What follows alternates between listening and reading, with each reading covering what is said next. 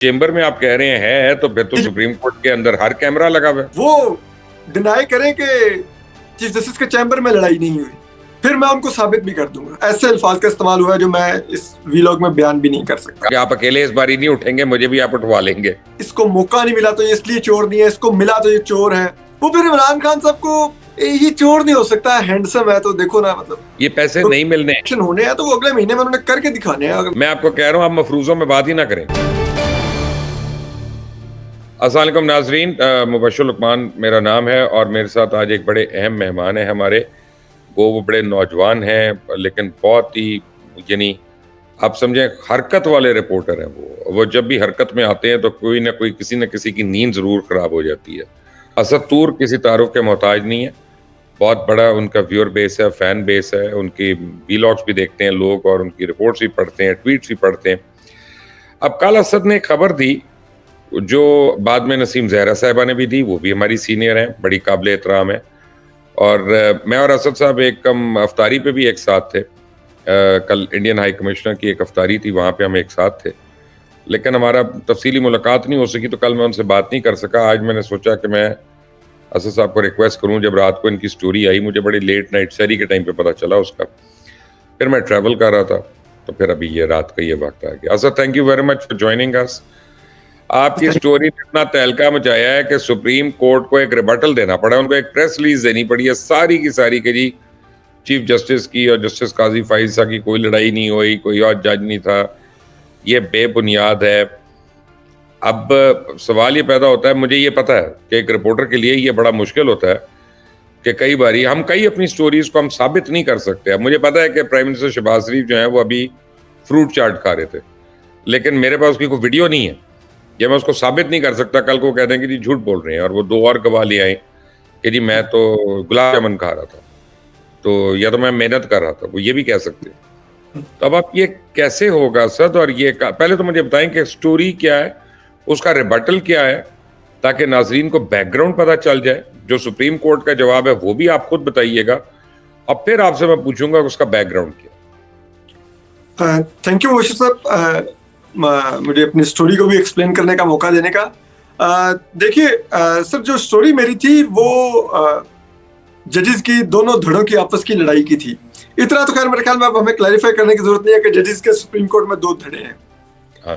मैंने कल स्टोरी दी थी कि इन दोनों की आपस में लड़ाई हुई है, और मेरी स्टोरी जो थी वो थी कि ये चीफ जस्टिस ऑफ पाकिस्तान के चैम्बर में ये लड़ाई हुई है, और बहुत ही बुरी लड़ाई हुई है जिसमें बहुत ही सख्त और ऐसे अल्फाज का इस्तेमाल हुआ है जो मैं इस वीलॉग में बयान भी नहीं कर सकता। आप नहीं करें क्योंकि आप अकेले इस बारी नहीं उठेंगे, मुझे भी आप उठवा लेंगे। ठीक है, मैं कोशिश करूंगा। आप इधर आएगा किसी और मोड से मैं नहीं जिम्मेदारी लूंगा, लेकिन मेरे वजह से ना उठे, मैं पूरी कोशिश करूंगा। तो अब वो ये है कि मैंने ये स्टोरी की थी। आज जो सुप्रीम कोर्ट ने एक तरदीदी प्रेस रिलीज जारी की है, वो अगर पढ़े तो वो बड़ी केयरफुली लिखी हुई है। उसमें कहा गया है कि सुप्रीम कोर्ट के जजेस के माबैन जो सोशल मीडिया पर खबर चल रही है कि सुप्रीम कोर्ट के जजेस कॉलोनी के जजेस पार्क के अंदर लड़ाई हुई है, तो ये झूठ है। अब लोकेशन दी उन्होंने जी हाँ, वो डिनाई करें कि चीफ जस्टिस के चैम्बर में लड़ाई नहीं हुई। अच्छा, फिर मैं उनको साबित भी कर दूंगा। ओके, यानी ये फंस ना जाना यार, अपना पहले एक वीगो डाला आया था, पता नहीं कौन कौन सा आ जाएगा। नहीं, मैं उन सब डालों के लिए तैयार हूं, उन सब डालों के आगे जाके साबित कर दूंगा। अच्छा असद, ये मुझे बताएं कि हो क्या रहा है? सुप्रीम कोर्ट और पार्लियामान की जो लड़ाई हो रही है, आप इस्लामाबाद बैठे हैं और लोगों को परेशानी है। देखें बेसिकली लोग क्या समझते हैं, मैं आपको बता रहा हूँ। वो कहते हैं यार 90 दिन में इलेक्शन आइन में लिखा हुआ है, वो क्यों नहीं हो रहे। दूसरा ये कि वो कहते हैं कि जी सुप्रीम कोर्ट क्यों इतना साइड ले रहा है लाडले की। अच्छा, ना सिर्फ ये बल्कि इमरान खान को हर पाकिस्तान की अदालत जो है वो ऐसे ट्रीट कर रही है कि जैसे वो उनका खास खास है। ये क्या हो रहा है इस मुल्क में? देखिए मुबश्शिर साहब, हमने पिछले 70-75 साल से हर एक को इस मुल्क में कहा है कि ये चोर है, इसको मौका नहीं मिला तो ये इसलिए चोर नहीं है, इसको मिला तो ये चोर है। सिर्फ एक शख्स के बारे में हमने कहा था कि नहीं ये महात्मा है। वो है, ठीक है। ठीक है, अब वो इतना बड़ा महात्मा बन गया कि फिर उसकी एक अपनी फॉलोइंग जनरेट होगी। वो फॉलोइंग अदलिया में पाई जाती है, वो फौज में भी पाई जाती है, वो अवाम में पाई जाती है, मीडिया में है, मीडिया में पाई जाती है।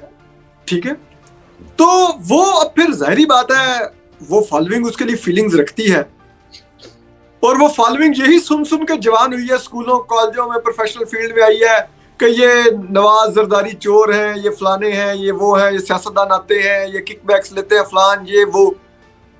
तो उनके बैक ऑफ माइंड में वो चीजें बैठी हुई हैं। ठीक है, मतलब आज अगर आप एक बात है ना कि अगर बिलफर्ज मैं एक आर्गुमेंट के तौर पे कहता हूं कि नहीं, हम कहते हैं कि नहीं आसिफ जरदारी साहब फरिश्ते हैं, यकीन करें हमें ये कहते हुए मुश्किल है कि हमें कुछ यकीन नहीं अंदर से आ रहा होगा कि यार ये हम कह सकते हैं वाकई है आसिफ जरदारी।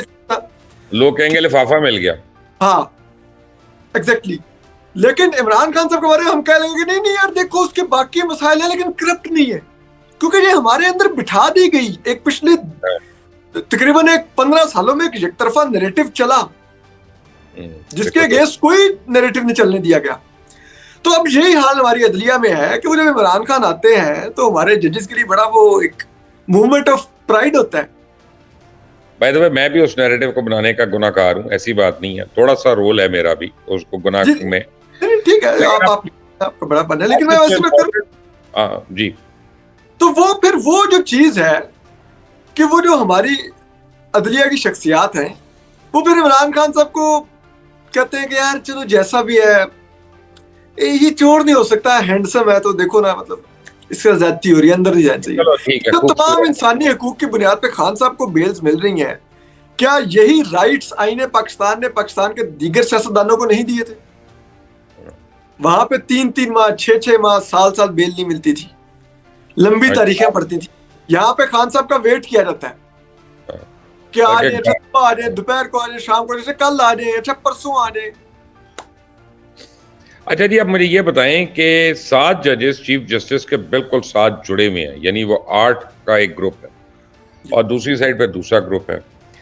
मुझे जो हैरानी होती है, मैं तो क्योंकि लाहौर में होता हूँ, ये जो 7 जजेस हैं जब मैं देखता हूँ इनमें से किसी ने भी सीजे साहब के साथ सर्व नहीं किया होगा या उनके साथ काम नहीं किया होगा, ये सारे इतने जूनियर हैं। तो जबकि जिन लोगों को आप समझे नेचुरल तरीके से उनके साथ होना चाहिए था वो उनके मुखालिफ खड़े हुए हैं, दूसरे धड़े में है, और जो जूनियर मोस्ट है वो उनके साथ खड़े हैं। ये डिवीजन क्यों हुई है यहाँ पे? देखिए, ये जब जजेस की एलिवेशन की बात होती थी और जूनियर जजेस को आउट ऑफ टर्न एलिवेट किया जाता था, तो उस वक्त जस्टिस मकबूल बाकिर एक टर्म यूज करते थे कि आप कोर्ट पैकिंग कर रहे हैं।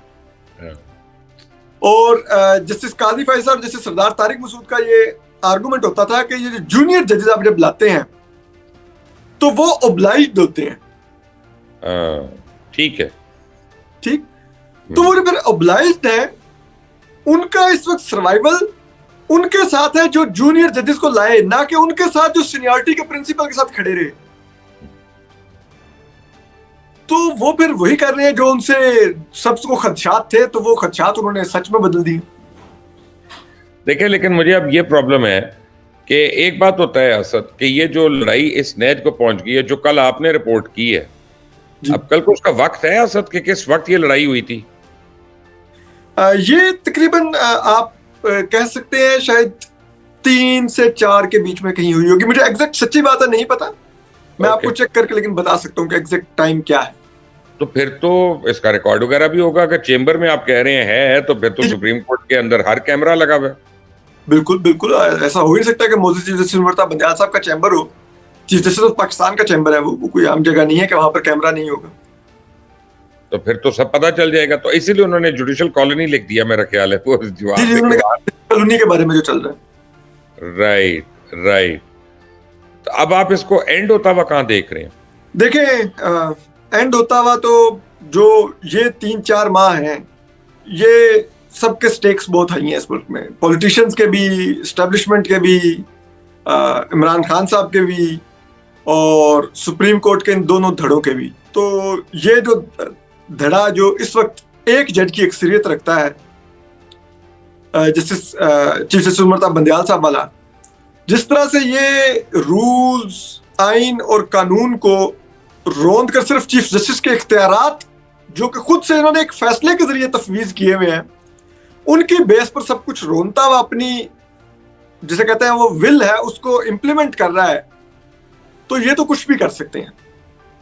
ये तो वो बन गया एक ऐसा शुतुरमुर्ग जो उसकी मर्जी है वो अंडा दे या बच्चा दे। तो ये लेकिन मुझे एक बात बताएं, हमारे कानून में ये आपको रेफरेंसेस जो दूसरे 7 वाले जजेस हैं, उन 7 के में से कईयों के खिलाफ रेफरेंस भी मोस्ट लाइकली जस्टिस कारी फैसल, सरदार तारिक मसूद वगैरह के खिलाफ मूव होते नजर आएंगे, और हो सकता है ये उन पर फौरी तौर पे एक्ट करके तो कुछ कर भी करें जी। तो आपके ख्याल में इतने 2 सीनियर जजेस को ये उड़ा देंगे जिनके ऊपर रेफरेंसेस आए हुए हैं, पूरी पीडीएम ने, पूरी हुकूमत ने किए हुए, उनके ऊपर तो हेयरिंग हो नहीं रही? ऐसे तो फिर बहुत कुछ नहीं हो रहा, लेकिन वो जिनके खिलाफ नहीं होनी तो उनमें वो कहते हैं कि मैं साथ बिठा के भी मज़ाहिर अकबर नकवी साहब को पैगाम देता हूँ सबको कि मैं इसके साथ खड़ा हूँ।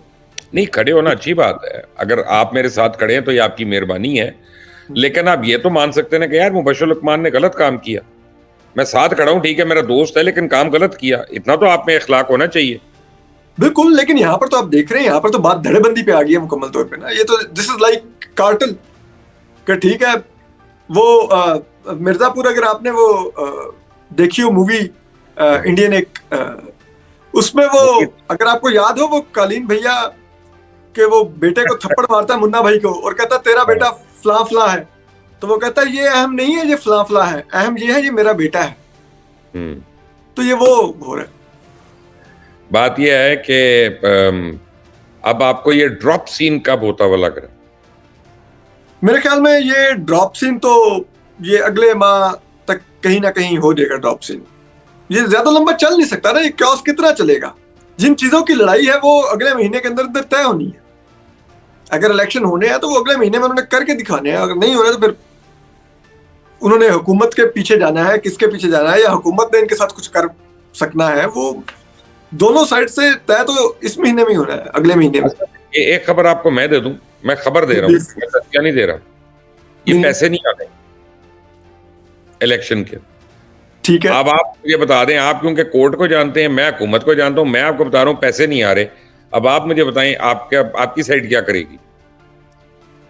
देखें, जो सुप्रीम कोर्ट है उसने तो आज जो अपने फैसले में लिखा है कि उन्होंने सेक्रेटरी ने और वो स्टेट बैंक के गवर्नर ने कहा है कि जी हम दे देंगे पैसे, आपके ऑर्डर पर हम अमल करेंगे। अब देखना है कि वो कैसे रोक सकते हैं। लेकिन इसमें एक चीज और भी है ना मुबश्शिर साहब, अगर बिल फर्ज मैं आपको 21 अरब दे देता हूं, मैं कहता हूं ले जी ये मुबश्शिर साहब 21 अरब दे दिए, आप इलेक्शन कमीशन है, आपको सिक्योरिटी की भी तो जरूरत है ना। ये पैसे तो नहीं मिलने, मैं आपको कह रहा हूं आप मफरूजों में बात ही ना करें। ठीक है, मैं तो मफरूज नहीं आ रहा, ठीक है, आपकी खबर है, मेरा तो मफरूजा था। मैं खबर दे रहा हूँ, मैं कोई तज्जिया नहीं दे रहा हूँ, तो मैं इसे बहस नहीं कर रहा आपसे। मेरे पास लॉजिक ना पूछना, क्योंकि लॉजिक पे मुझे सोर्स देनी पड़ जाएगी।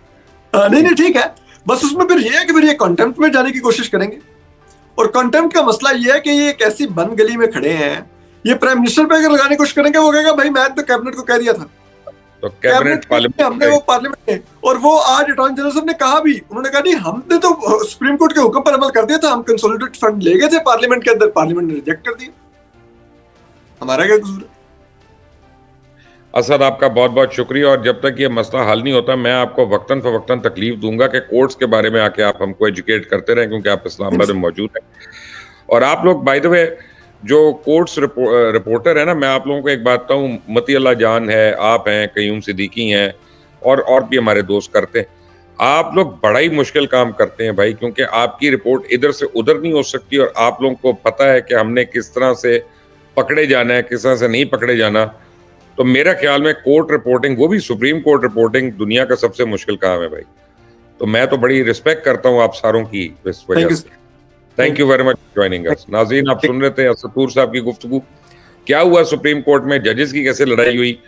अब सुप्रीम कोर्ट इस बात को डिनाई करे कि चेंबर में कोई लड़ाई नहीं हुई थी, असद तूर साहब ने कहा, फिर उसका सबूत दिया जा सकता है। Until the next time, Allah Hafiz.